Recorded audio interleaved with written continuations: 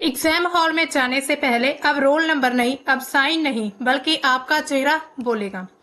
UPSC ने एक ऐसा फैसला लिया है जिससे लाखों उम्मीदवारों की नींद उड़ गई है। यूपीएससी ने एक बहुत ही चौंकाने वाला नियम लागू किया है, जहां पर ऐसा कहा जा रहा है कि जो अब यूपीएससी 2026 या फिर इसके बाद जितने भी एग्जाम होंगे उसमें अब जो है फेस रिकॉग्निशन टेस्ट होगा पहले, फिर ही आप एग्जाम देने जा सकते हैं। दोस्तों, हम आपको बता दें, यहाँ पर आप देख सकते हैं द हिंदू का ये आर्टिकल है। All candidates to undergo face authentication at exam venue says UPSC, यानी कि यूनियन पब्लिक सर्विस कमीशन जो यूपीएससी कंडक्ट करता है एग्जाम हर साल, तो उसको जो मतलब कंडक्ट करने वाली बॉडी है उनके द्वारा ये अभी अनाउंसमेंट कर दिया गया है कि जितने भी कैंडिडेट्स होंगे यूपीएससी का एग्जाम देने के लिए एग्जाम हॉल में पहुंचेंगे, उनको अब जो है अपना फेस से रिकॉग्निशन करवाना होगा, यानी कि एक तरह से उनका फेस टेस्ट होगा। अब ये फैसला क्यों लिया है, अब इसको देख लेते हैं। जितने भी ये सिविल सर्विसेज एग्जाम होंगे उन सभी में इस चीज को लागू कर दिया जाएगा, और जितने भी उम्मीदवार ये एग्जाम देने जाएंगे, एग्जाम वेन्यू पर पहुंचेंगे, उनका पहले फेस टेस्ट होगा, उसके बाद ही वो एग्जाम के अंदर एग्जाम हॉल के अंदर जा सकते हैं। ये कदम क्यों उठाया गया है ऐसा, अब देखिए, ये इस प्रक्रिया को जो इंटीग्रिटी यानी कि निष्ठा, ट्रांसपेरेंसी बरकरार रखने, पारदर्शिता बनाने के लिए, इसके अलावा सिक्योरिटी को और ज्यादा मजबूत करने के लिए ऐसा कदम उठाया गया, ताकि जो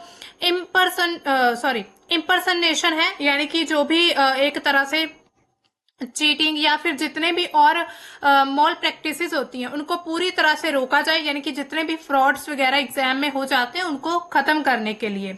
अब देखिए, आपका चेहरा जो है ना अब पहचान बन जाएगा एग्जाम हॉल में, आपकी जो मौजूदगी है ये सब कुछ एक मशीन के द्वारा तय किया जाएगा।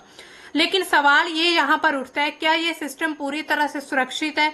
क्या मान लीजिए अगर कैमरा वगैरह इस पे फेल हो जाता है या फिर अगर चेहरे में कुछ बदलाव हो जाता है एग्जाम से पहले, तो फिर आपको क्या करना पड़ सकता है? सबसे पहले हम देखते हैं कि लागू कब से होगा। तो ये जनवरी अभी हाल ही में घोषणा की गई है। उसके बाद जितने भी यूपीएससी के एग्जाम आने वाले उन सभी में ये लागू होगा। यहाँ पर जो है सबसे पहले इस यूपीएससी बॉडी के द्वारा एक पायलट टेस्ट भी किया गया था, ताकि इसका रिजल्ट देखा जा सके कि कितना एक्यूरेट इसका रिजल्ट रहेगा। इसी वजह से पहले पायलट टेस्ट हुआ है। काम कैसे करेगा, ये पूरी तरह से एआई एनेबल्ड रहेगा।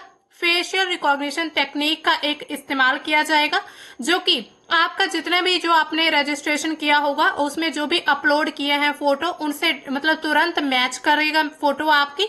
मतलब काफी ज्यादा प्रोसेस जो है फास्ट रहने वाला है। इसके अलावा 2025 में यूपीएससी ने क्या किया था, बायोमेट्रिक यानी कि फिंगरप्रिंट और इसके साथ ही फेस रिकॉग्निशन या फिर क्यूआर कोड स्कैनिंग वाली जो टेंडर थी वो निकाली थी, और अब ये पूरी तरह से लागू हो जाएगा। यानी कि 2025 एग्जाम से पहले उन्होंने ये टेंडर निकाला था, अब इसके बाद जो है इसको पूरी तरह से लागू किया जा रहा है, यानी कि बहुत बड़ा हमें बदलाव देखने को मिलेगा यूपीएससी के पैटर्न में। इसके अलावा अगर हम देखें पायलट प्रोजेक्ट क्या है जो पहले किया गया था, ये 14 सितंबर 2025 को हुआ था। एनडीए और एनए सेकंड जो एग्जामिनेशन था 2025 का। इसके अलावा सीडीएस सेकंड एग्जामिनेशन 2025 के दौरान इसी प्रोसेस को यूज किया गया था, यानी कि इसका इस्तेमाल हुआ था इस पूरी प्रक्रिया का।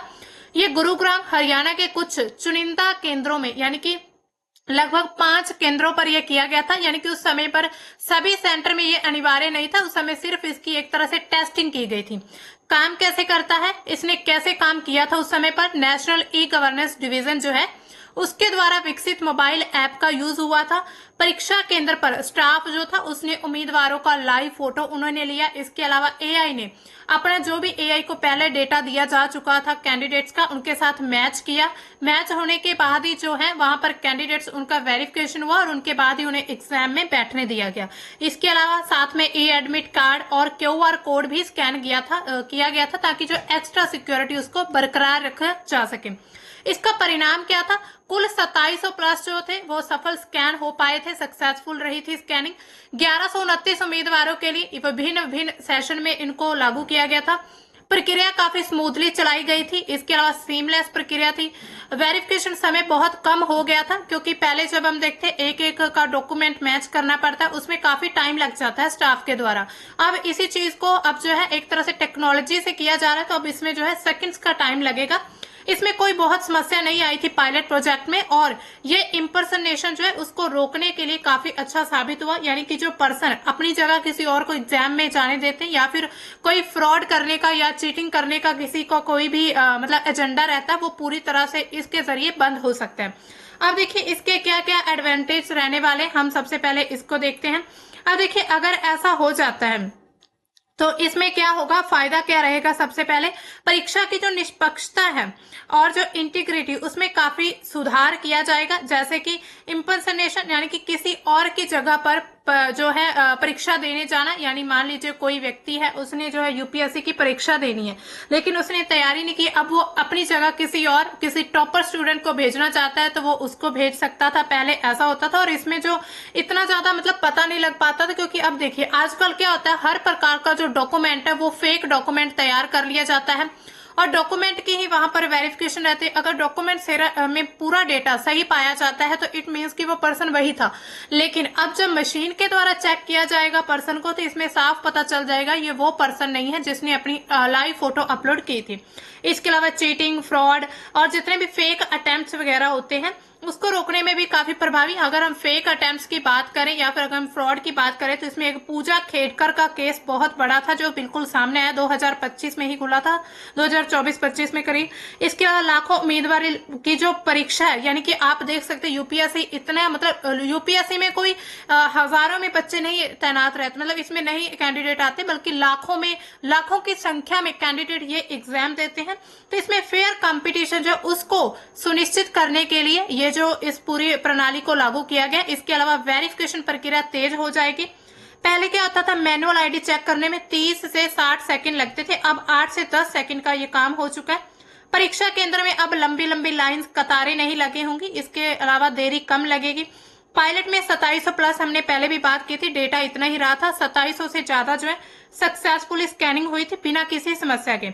इसके अलावा सुरक्षा, पारदर्शिता का भी बढ़ना, यानी कि एआई की जो लाइव फोटो है उसको एप्लीकेशन फोटो से मैच करता है, एक्स्ट्रा लेयर ऑफ सिक्योरिटी रहती है।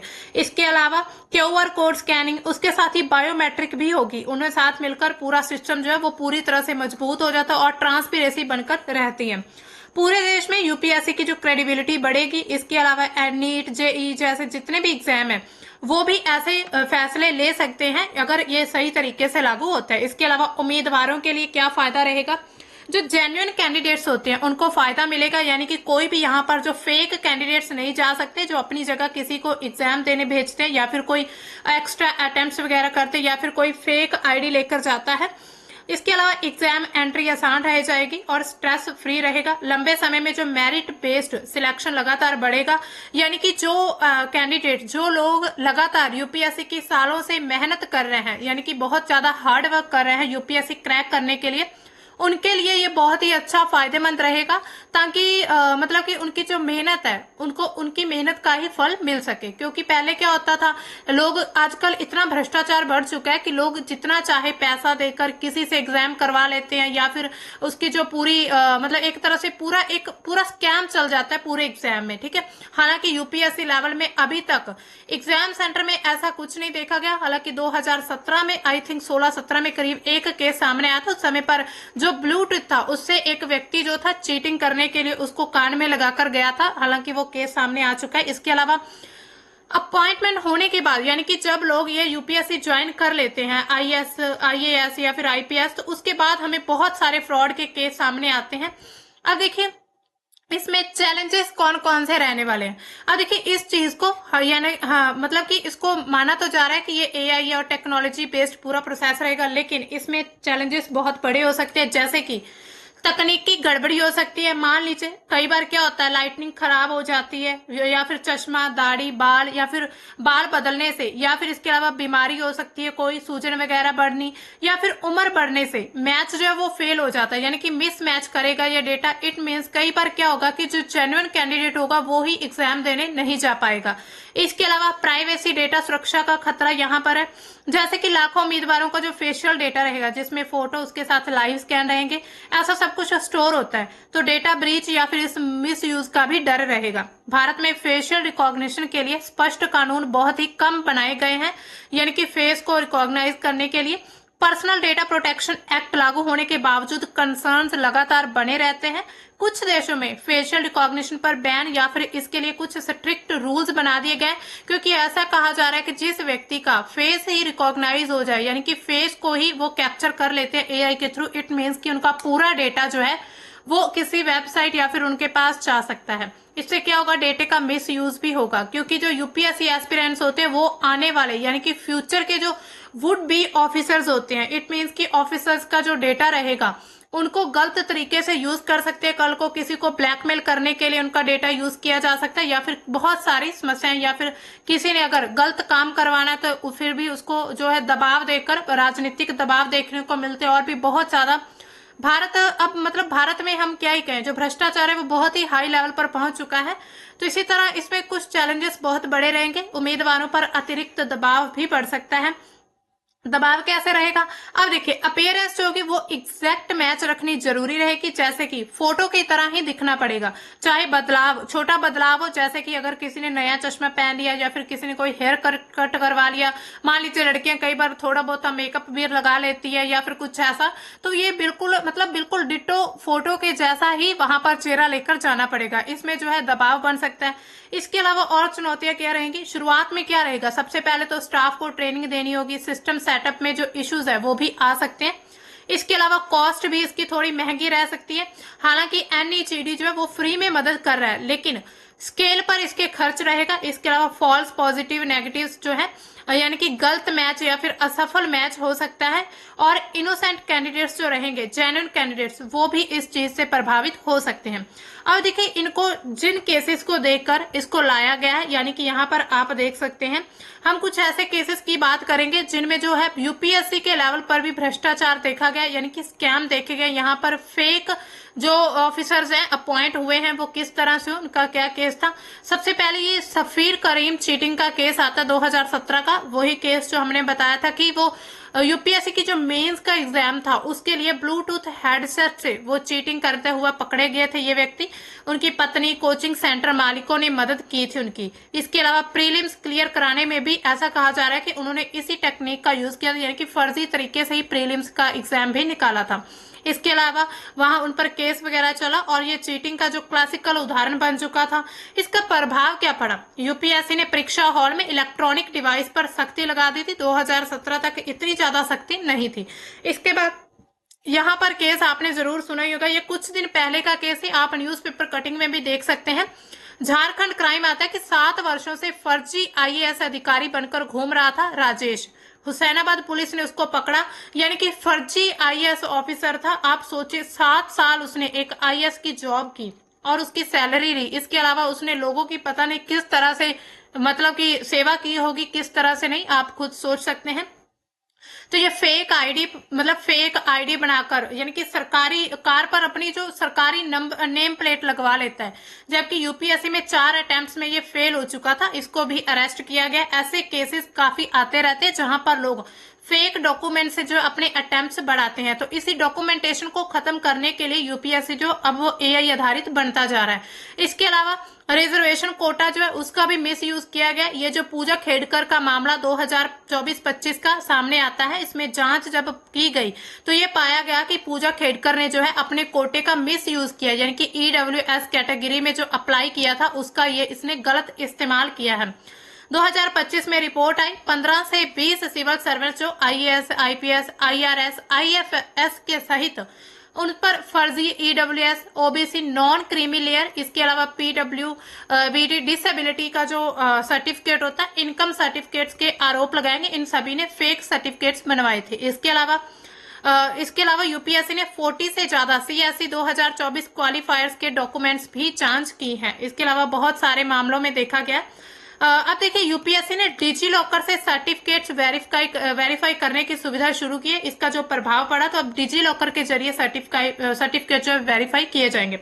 अब देखिए मान लीजिए ये ऐसा लागू हो जाता है तो अब ये पूरी तरह से काम कैसे करेगा, यानी कि इसका स्टेप बाय स्टेप क्या प्रोसेस रहेगा। सबसे पहले तो आपने जब मतलब कि आप अप्लाई करेंगे यूपीएससी के फॉर्म जब आप भरेंगे उसमें जो अपलोड होगा आपका फोटो। जब आप ऑनलाइन फॉर्म भरते हैं तो आप एक साफ स्पष्ट चीज जो फोटो होती है वो आप अपलोड करते हैं, यानी कि जिसमें चेहरा कम से कम 75% कवर होना चाहिए, अच्छी लाइटिंग होनी चाहिए। इसके साथ ही वो फोटो का नीचे नेम और डेट भी मांगता है, यानी कि रिसेंटली ही फोटो आपकी अपलोड होगी। यही फोटो यूपीएससी के पूरे डेटाबेस में सेव हो जाती है।